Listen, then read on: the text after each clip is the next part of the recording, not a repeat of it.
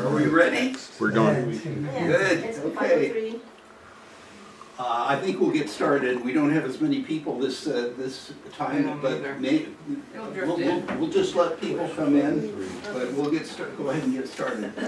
The history of the devil, this is our second session. We skipped last week for the Earth Care Fair. Hope everybody enjoyed that. The year fair? The Earth Care Fair. Earth You Fair. were here. You were. Yeah. Yeah. Yeah, Earth Care Fair. Yeah, that was last week. So, today, ideas of evil in the Old Testament, otherwise known as the Hebrew Bible. 2 weeks ago, we started with ideas of evil in ancient societies. We went through sort of pre-civilization, things like evil worship, people trying to appease whatever evil entities they thought caused natural disasters like hurricanes, earthquakes, and so forth, whatever they thought they had to do to get those evil things to stop. I mentioned all of the gods and goddesses of the Egyptians. They had over 1,500 gods and goddesses. I don't know how they kept them all straight. I talked about the religions of the Babylonians and Assyrians, and ended with the religion of the ancient Persians, Zoroastrianism.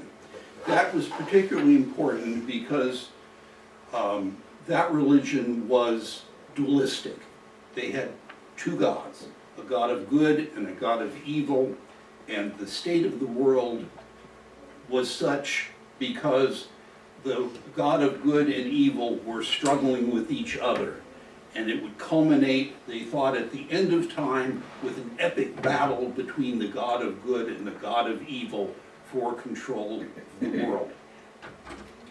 And we'll see, welcome, come in, and we'll see as we go through these class sessions how that idea of a god of evil came to influence the thinking of Judaism and later Christianity about the ideas of evil and the devil. Especially when next week when we get into the devil and intertestamental writings, we'll really start to see that influence. Maybe just a little bit today, but today the principal topic is how much different the Old Testament authors thought about Satan than we think about Satan. It was really quite different. I won't say much about these books that I've been reading, except just to mention them, to give credit where credit is due. History of the Devil and the Idea of Evil by Paul Karras. The Historical and Theological Evolution of Satan, the Devil, and Hell by Charles River Editors. The Origin of Satan, How Christians Demonize Jews, Pagans, and Heretics by Elaine Pagels. I said quite a bit about these authors last week, so I'm not going to repeat that.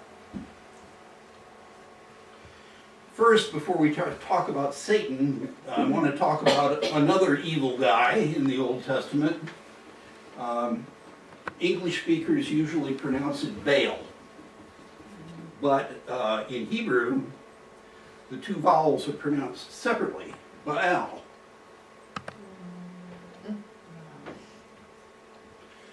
This word, like the English word Lord, has two different meanings. There's a human meaning and a divine meaning. The human meaning is master, owner, lord, like we would use lord as in the British House of Lords. They're human, right? Or we say lord of the manor, it refers to a human. But if we capitalize Lord and use it to refer to Jesus or to God, it has a divine meaning. Same way with Baal. Its divine meaning is the Canaanite god of storm and fertility. The Canaanites worshiped that storm god of the sky. So did some of the Israelites. Israelites sometimes engaged in the worship of Baal. I think I mentioned last week, when the Israelites were in Egypt, the Nile flooded every year, produced very fertile land for growing crops. But when they got to the Promised Land, the Jordan River didn't do that. They had to depend on rainfall. So they started farming like the Canaanites farmed. The Canaanites worshipped Baal, the storm god, to try to make it rain when they needed rain. So the Israelites sometimes engaged in worship of Baal as well. I'm going to take a seat here so I can get down to my computer. For example, let's look at Numbers 25, verses 1 through 3.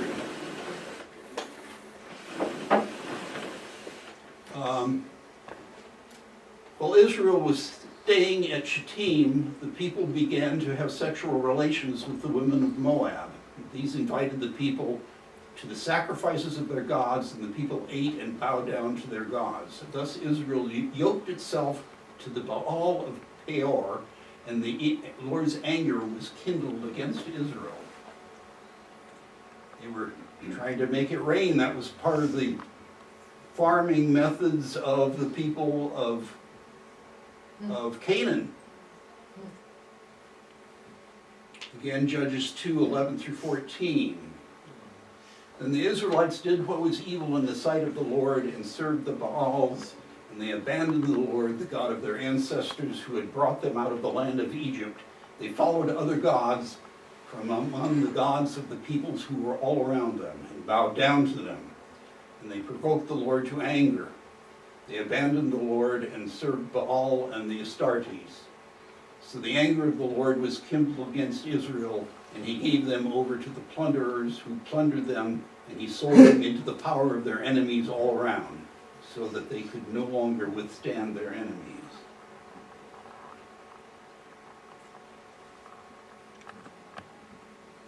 And again in Judges 3:7 through 8. The Israelites did what was evil in the sight of the Lord, forgetting the Lord their God and serving the Baals and the Asherahs. Therefore the anger of the Lord was kindled against Israel, and he sold them into the hand of King Cushan, Rishathaim of Aram Naharaim, and Wow. the Israel served Rishathaim 8 years. Wow. Yeah, those are Tough tongue words. twisters, right? Yeah. Well, it's kind of, and this is kind of humorous. Rishathaim and Naharaim, they sound alike because those words are related. They're related to the numeral 2. Rishathaim means double trouble. That must have been a nickname of King Cushan. Double trouble. Aram, that's the nation that was just north of Israel. And Naharaim means area of 2 rivers. That's a qualification of Aram. It's an area of the country of Aram that is the eastern part of that country. It must have 2 rivers in it. I've never looked at a map to see exactly where that is. All the way off down. Yeah, it's Aram is just north of was just north of Israel. Today it's in the area of today's country of Syria. Yeah.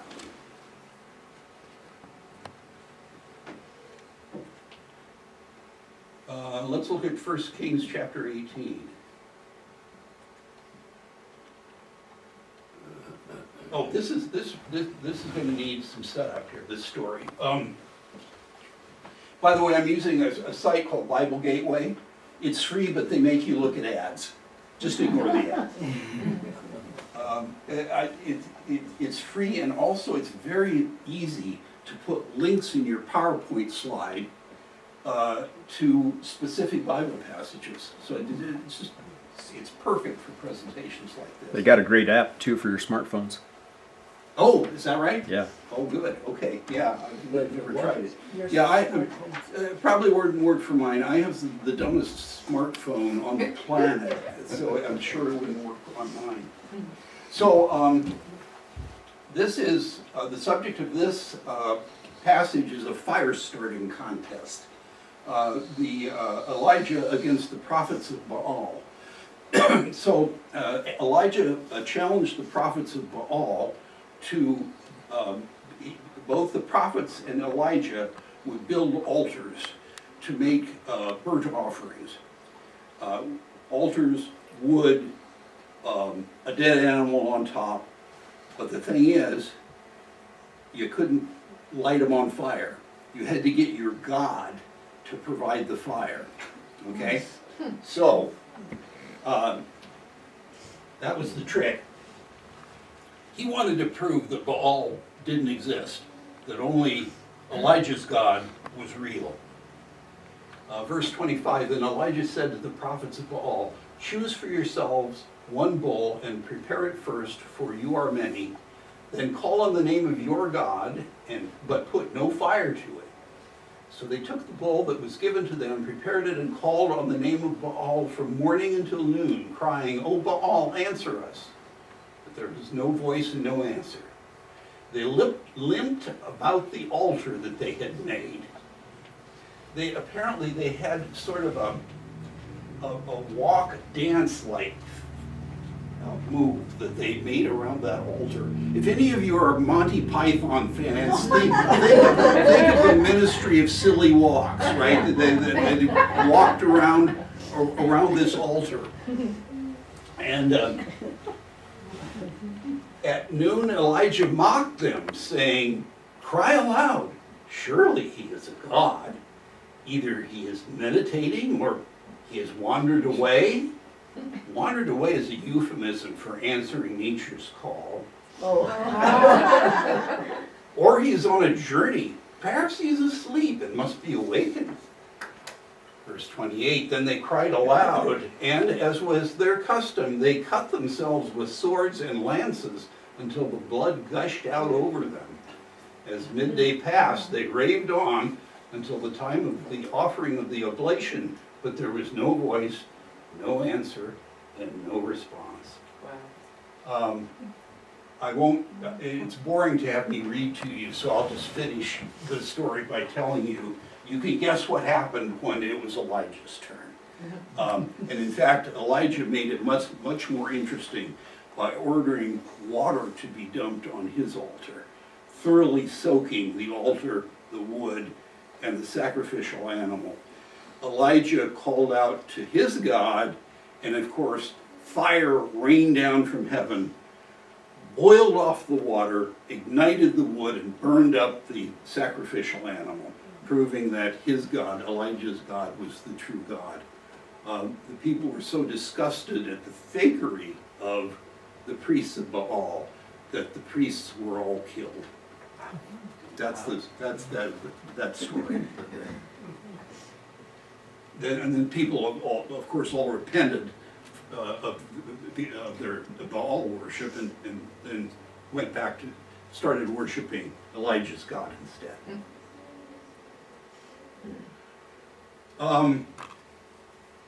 Baal had a longer name, developed a longer name, Baal-zebul. I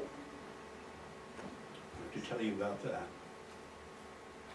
It means Lord exalted, or Lord highest, or Lord the Prince. That's strikingly close to Beelzebub. Yeah, and I'll get there. Sorry. But good question. Good question. And that, you're exactly right. I was waiting for, actually I was waiting for someone to bring that up. I thought when I said Baal is really pronounced Baal, somebody would say, is that where Beelzebub comes from? And the answer is yes, and I'll get there.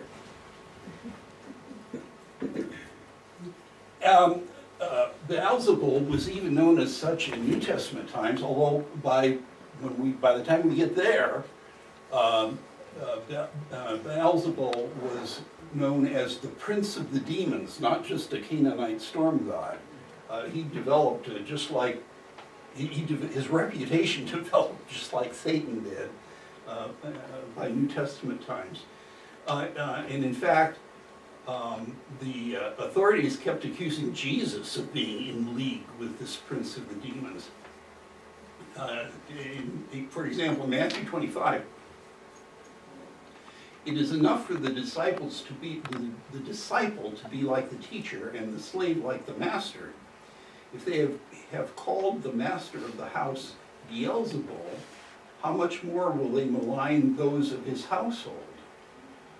Matthew 12:24, but when the Pharisees heard it, they said, it is only by Beelzebul, the ruler of the demons, that this man casts out the demons. They're referring to Jesus, of course. And passages from Mark and Luke as well.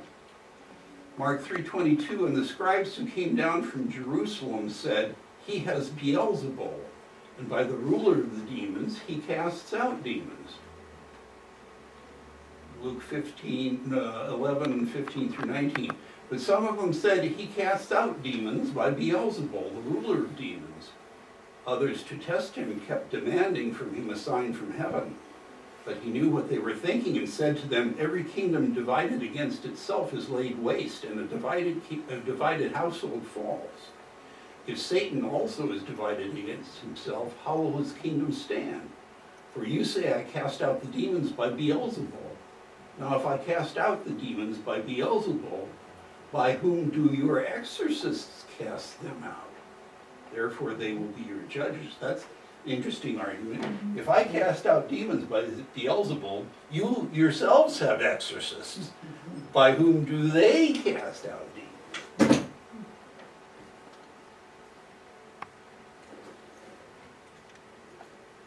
Okay, there's one Old Testament author who couldn't bear to refer to Baal as exalted. 2 Kings, chapter 1, verse 2. Ahaziah had fallen through the lattice in his upper chamber in Samaria and was injured, so he sent messengers telling them, go inquire of Beelzebub, the god of Ekron, whether I shall recover from this injury. He changed one letter of Beelzebul, this author did. By changing that one letter, he's mocking the name of Beelzebul because it changes the meaning from Baal the Exalted to Lord of the Flies. And yes, that's exactly where William Golding got the title for his novel, Lord of the Flies, from that passage, 2 Kings 1:2.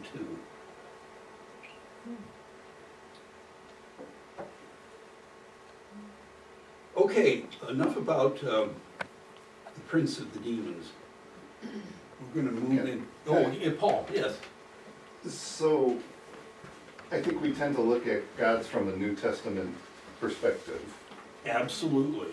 And so our New Testament perspective assumes that a God is good. Yes. And that's making me go down two different paths. One is, would those folks have thought of Baal as evil in the time? At that time, they would have thought of Baal as a pagan god, and worshiping Baal would be going against the true God Yahweh. Okay? Not necessarily evil, but straying from the true God. But someone who worshiped Baal probably wouldn't have thought of it that way. No. So would they have had any, and I'll say the other second part of it, and they kind of fit together. There's a lot of passages in the Old Testament where we think of God, where the impression of God is very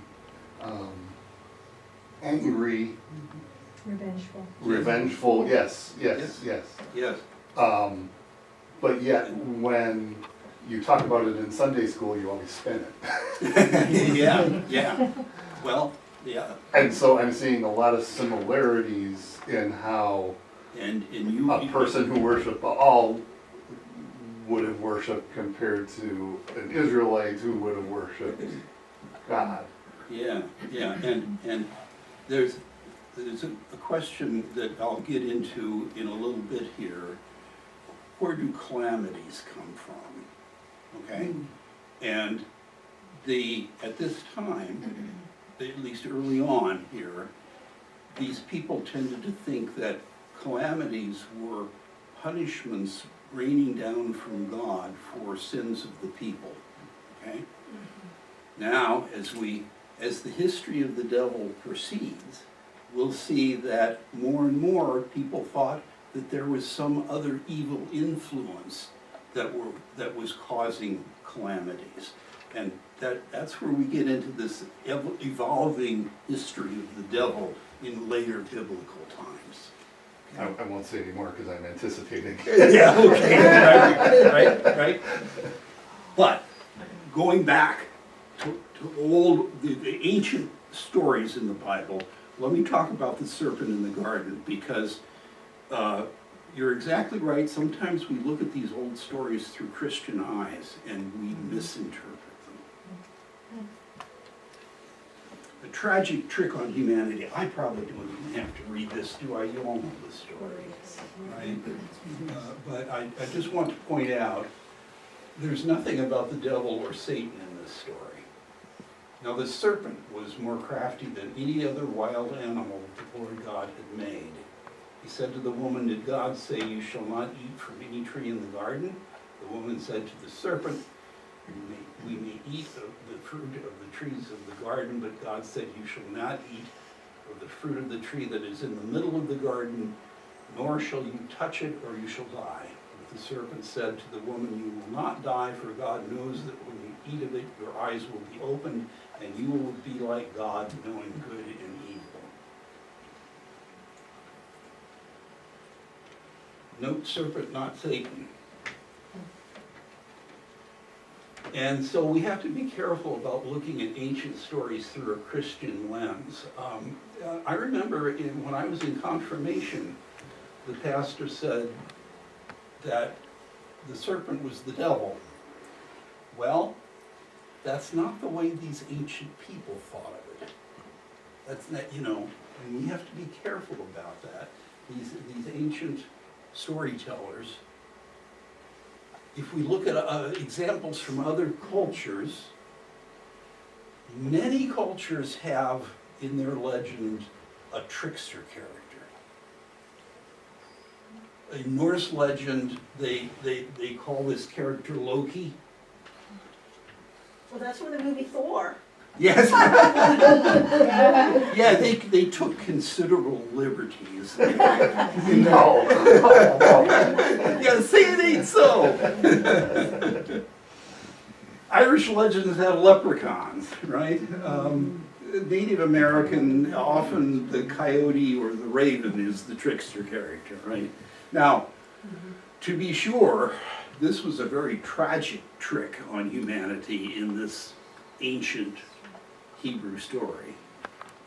But it's probably closer to the truth to think that these ancient storytellers had more of a trickster character in mind when they talked about the serpent than any idea of the devil. Because if they were thinking about the devil as we think of the devil, that would be the only place in the Old Testament that occurred. And we will see that as we go on here. The only place, and that you see that's very unlikely.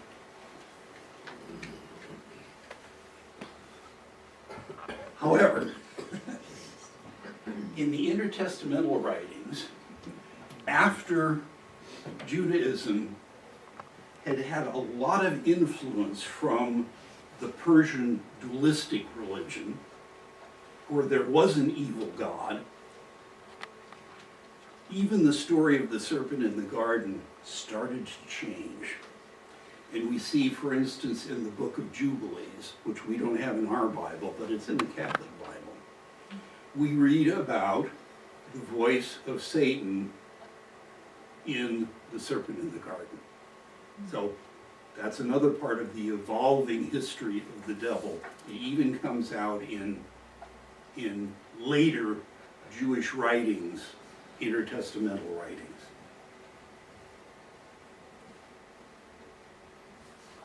Now, there are some hints of Persian dualism, just hints, even early on in the Old Testament.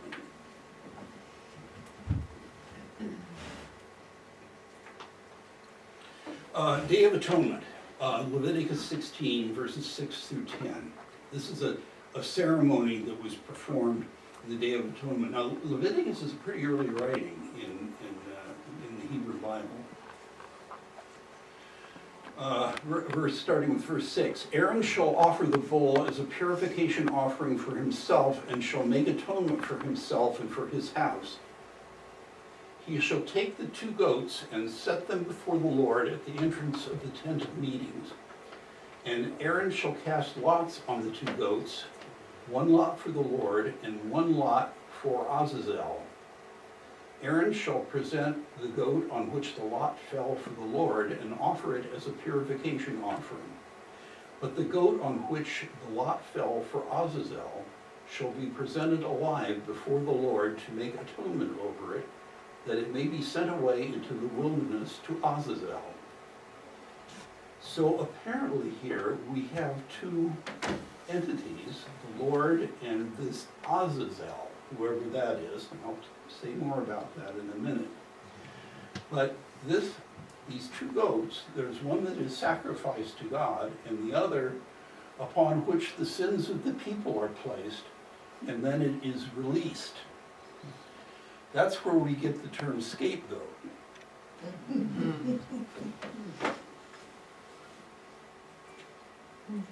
So these 2 entities, Yahweh and Azazel, what is Azazel? There's some disagreement among scholars about what this entity was. Was it an evil spirit or some kind of desert demon that this goat is being sent out to meet? That seems to be the prevailing opinion. The notes in my study Bible say exactly that. It was an evil spirit or a desert demon. One of the books that I have read, that I showed you at the beginning, agrees with that. The suffix el refers to the divine in Hebrew. Also, if you look at some of the intertestamental writings, you see the name Azazel, which in those writings does in fact refer to an evil spirit.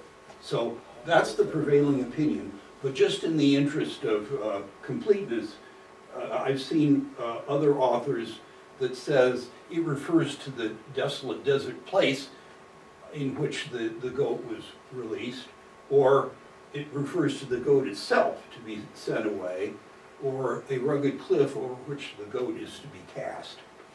Just for completeness, not everybody agrees on what this Azazel is, but I'm persuaded that this was some kind of an evil spirit or demon. All right, finally, we're getting to Satan in the Old Testament. From the Hebrew word shaitan, means adversary, accuser, or opponent. Not necessarily a supernatural opponent. Could be a human opponent. Could be somebody you're playing a game against, or just an opponent. In this case, it's going to be a divine opponent in this story. Numbers 22. This story requires a little bit of setup. I'm not going to read the whole thing, it's like 3 chapters long. So, the story of Balak and Balaam. Balak was the king of Moab. This is the time when the Israels were making their way in the wilderness from Egypt to the Promised Land. From Egypt? From Egypt, yeah, the sojourn in Egypt, yeah, where they were captives in Egypt. And they escaped, and they're making their way to the Promised Land. And at this time, they're traveling through the land of Moab. Balak was the king of Moab, and he was afraid of all of these millions of Israelites trying to travel through his kingdom. So he called upon this prophet, seer, soothsayer, Balaam, to curse the Israelites, to stop them from coming through. So Balaam, of course, God didn't want Balaam to curse the Israelites. So as Balaam was traveling to meet Balak, Balaam was riding a donkey, and God sent a fearsome angel to block his route. Now, the deal is, Balaam couldn't see the angel, but Balaam's donkey could. Now, that's where we pick up the story.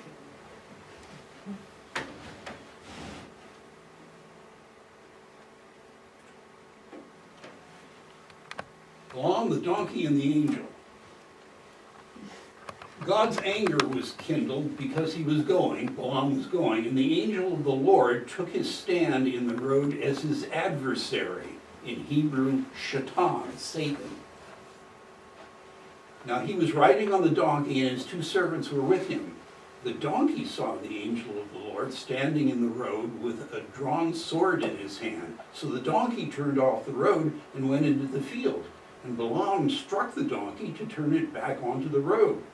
Then the angel of the Lord stood in a narrow path between the vineyards with a wall on either side. When the donkey saw the angel of the Lord, it scraped against the wall and scraped Balaam's foot against the wall, so he struck it again. Then the angel of the Lord went ahead and stood in a narrow place where there was no way to turn either to the right or the left. When the donkey saw the angel of the Lord, it lay down under Balaam, and Balaam's anger was kindled, and he struck the donkey with his staff. Then the Lord opened the mouth of the donkey, and it said to Balaam, "What have I done to you that you have struck me these 3 times?" Balaam said to the donkey, "Because you have made a fool of me. I wish I had a sword in my hand, I would kill you right now." But the donkey said to Balaam, "Am I not your donkey, which you have ridden all your life to this day? Have I been in the habit of treating you this way?" And he said, "No."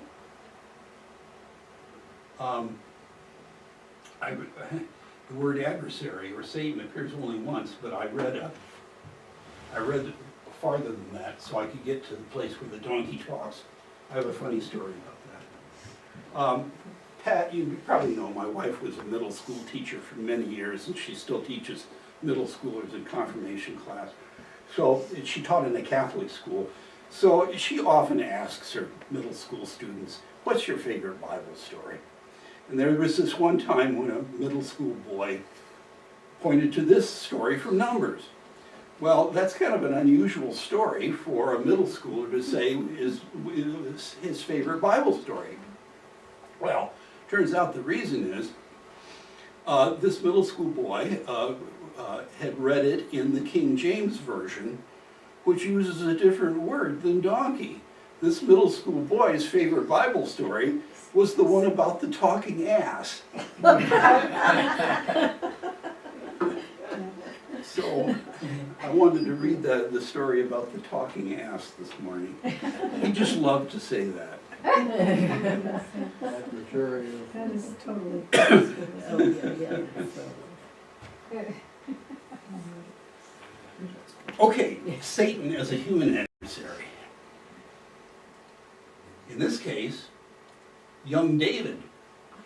Young David infiltrated the Philistine army, and they discovered him. 1 Samuel 29:4. But the commanders of the Philistines were angry with him, and the commanders of the Philistines said to him, "Send the man back so that he may return to the place that you have assigned him.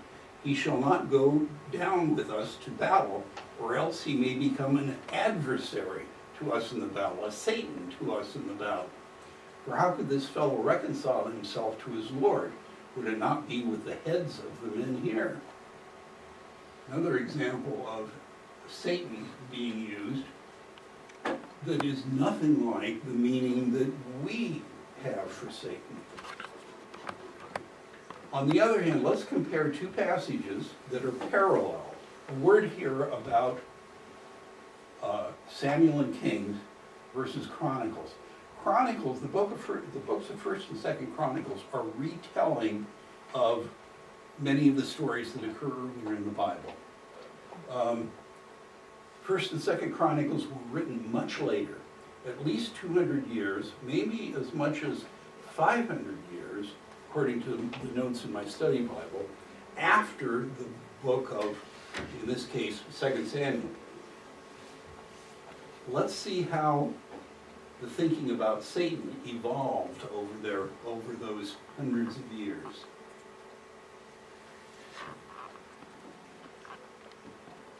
Um, 2 Samuel 24, verse 1. Again, the anger of the Lord was kindled against Israel, and he incited David against them, saying, "Go count the people of Israel." We need a setup for this. Okay, so this was a case where I think it was 70,000 of Israelites were struck dead by a plague. The author is trying to explain why that happened. According to the author, that happened because David decided to count the people. Now, why was that bad? A census was usually taken for one of two reasons, either for taxing purposes, count the people for tax, or to raise an army. Now, both of those things had to be done under command of the Lord. This wasn't the case here. Well, in this case, in Samuel, the Lord was commanding David to do it, for sure. But apparently the Lord wanted to punish Israel, so this was a trumped-up charge. Okay? Again, the anger of the Lord was kindled against Israel, and he incited David against them, saying, "Go count the people of Israel and Judah." It's rather confusing. Now let's see what Chronicles has to say about this. The census and the plague. Satan stood up against Israel and incited David to count the people of Israel. So two different sources here, right? Two different sources of the incitement of David to count the people. The result was the same. The Lord was angry with David for counting the people. 70,000 Israelites perished in this plague. So in Samuel, the anger of the Lord. In Chronicles, some other party, some other adversary stood up against Israel. And we can start to see here, right, the Chronicles was written much later, and we can start to see a theological evolution here of something. The calamity in the first case was a punishment handed down by God for the sins of the people. In the second case, some other party was involved. Satan was involved.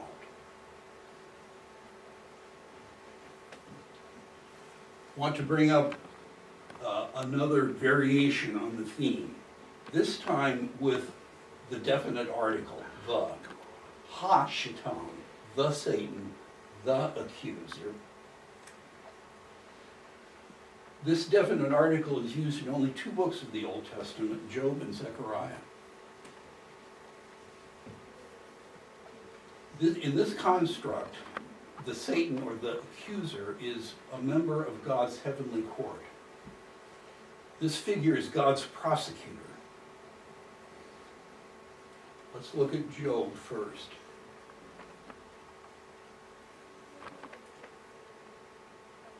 In other words, the Satan is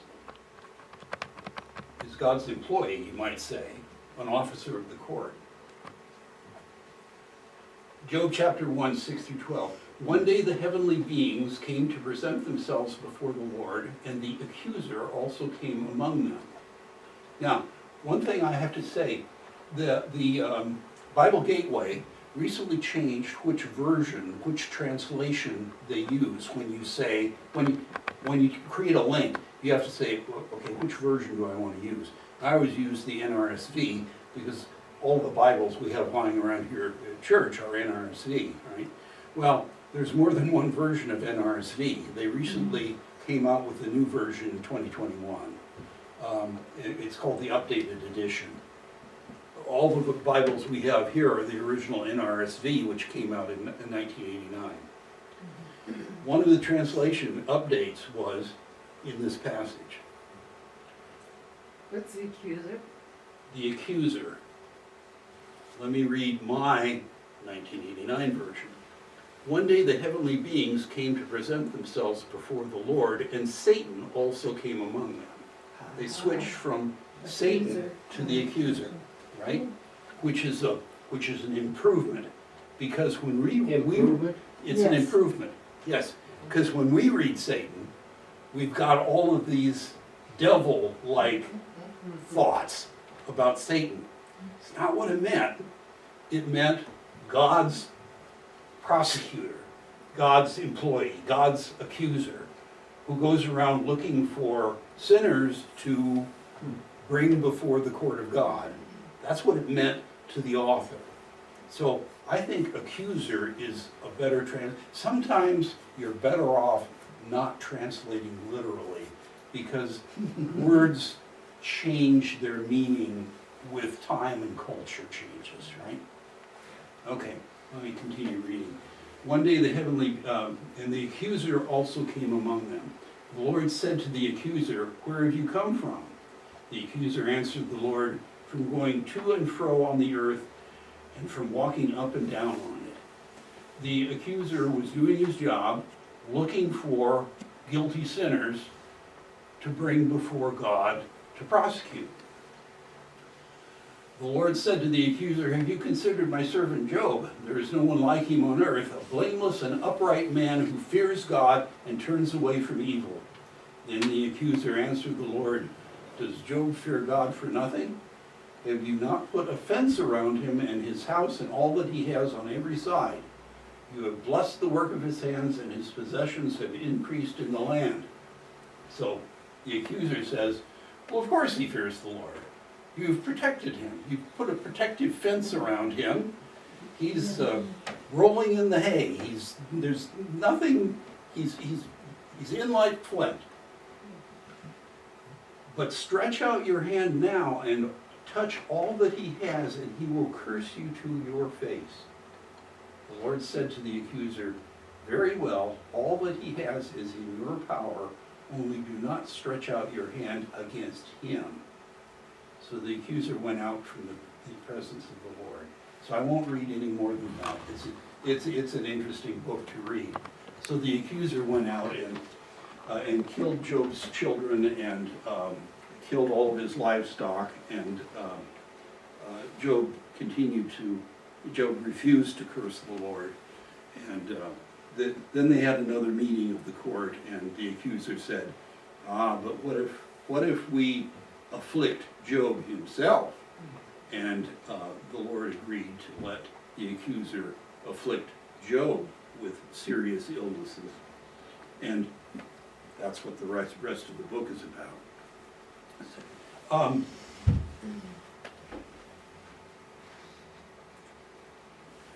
So, accuser prosecuted sinners before God. Now, notice, the accuser was God's servant. The accuser needed God's permission to afflict Job. Quite different from how we think of Satan today. See also Job 2, 9 through 10. And read this. Then Job's wife said to him, "Do you still persist in your integrity? Curse God and die." But he said to her, "You speak as any foolish woman would speak. Shall we receive good from God and not receive evil?" In all this, Job did not sin with his lips. I'm going to refrain from commenting on the foolish woman remark that Job made, and go right to receive God and not receive evil. So Job had the very common thought at that time, that God produces both good and evil.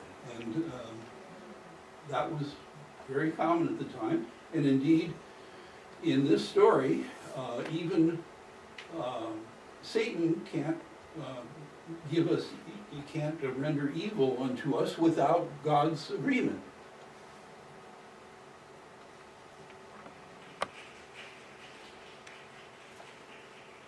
The other place that the accuser, the words the accuser is used is Zechariah chapter 3.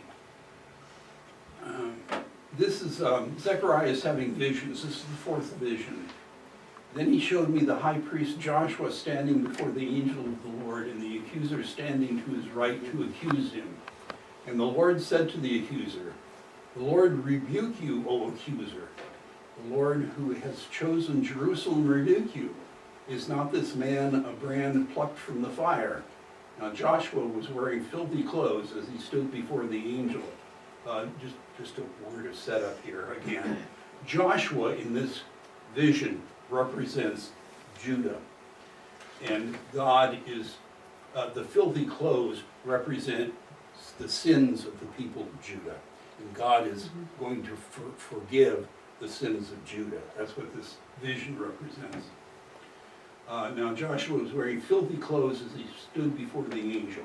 The angel said to those who were standing before him, "Take off his filthy clothes." And to him he said, "See, I have taken your guilt away from you, and I will clothe you with festal apparel." And he said, "Let them put a clean turban on his head." So they put a clean turban on his head and clothed him with apparel, and the angel of the Lord was standing by. So, the prosecutor was unsuccessful in this case. God ruled against the accuser and forgave the sins of the people of Judah.